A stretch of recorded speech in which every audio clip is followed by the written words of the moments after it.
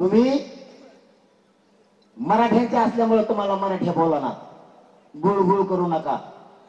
आणि तुम्ही जर नाही ऐकलं तर मग नाविलाजाने मराठ्यांना तुम्हाला कचका दाखवावा लागणार.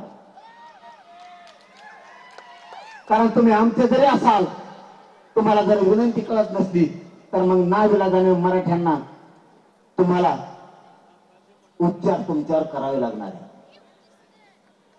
त्यांनी परत तिसरं अभियान सुरू केलं छगन भुजबळच्या माध्यमातून.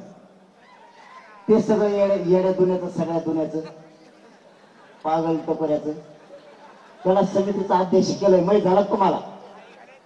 अरे त्याला समितीचा अध्यक्ष केलं, तुम्हाला माहित झालं का? नाही. मराठ्यात त्याचं काही माहित नसतं. मराठ्यात देणं घेणं नाही तिकडे काही होय.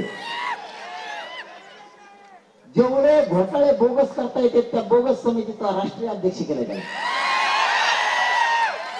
घोटाळा कसा करतात हे त्याला माहित असतात.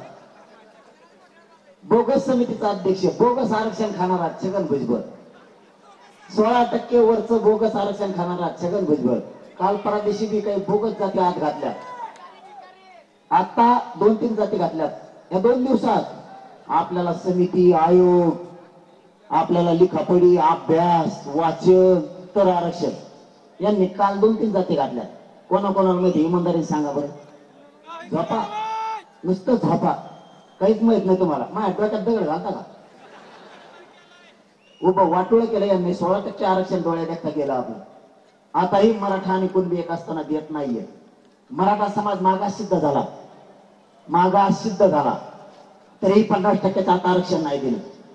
आता तरी शांत बसा. नुसता पक्ष, पक्षाचा नेता जगवा तुम्ही, त्यालाच मोठं करा. स्वतःचे लेकरं मारून टाका. स्वतःचे लेकरं मोठं करायचं स्वप्नच बघू नका. हे सगळं बोगस आरक्षण खाते. यांनी सगळ्या चोट्या टोळ्या जवळ केल्या. सगळे चोर देवेंद्र फडणवीस जवळ. बारीक भुरटी चोरी करणारा त्याच जवळ, डाका टाकणारा त्याच्या जवळ, चालता चालता रेल्वे लुटणारा त्याच जवळ, चालता चालता पाकिट हाणणारा त्याच्या जवळच. म्हणजे पाकिट मारापासून, भुरट्यापासून मोठ्या दरोड्यापर्यंत त्याच जवळ. महाराष्ट्र सदन घोटाळा केला छगन भुजबळ, त्याच्याजवळ. 70,000 कोटीवाला त्याच्याजवळ, 20-30 हजारावाला त्याच्याजवळ, संडास बाथरूमात घोटाळा केलेला त्याच्याजवळ, गटार नालीत घोटाळा केलेला त्याच्याजवळ. म्हणजे हे जेवढे बोगस आरक्षण खाणारे,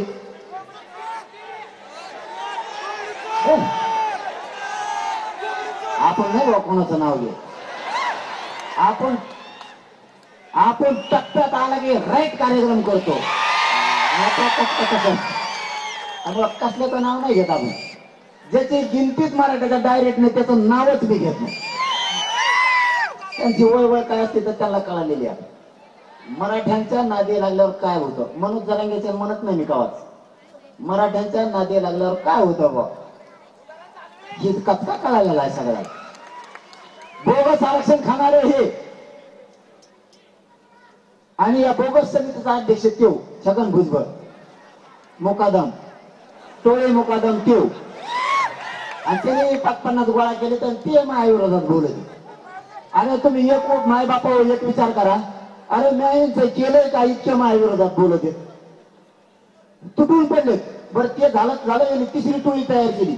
ते आता ढाकू माको नाही का देव दे हंडी, ढाकू मको देव. एवढा दिसतो का देव?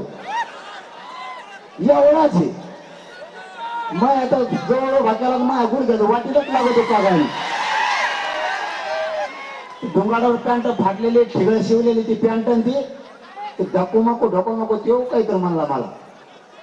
आता जर मुंबईत मराठी आले तर तुम्हाला नाही मुंबई सोडून जावं लागायचं.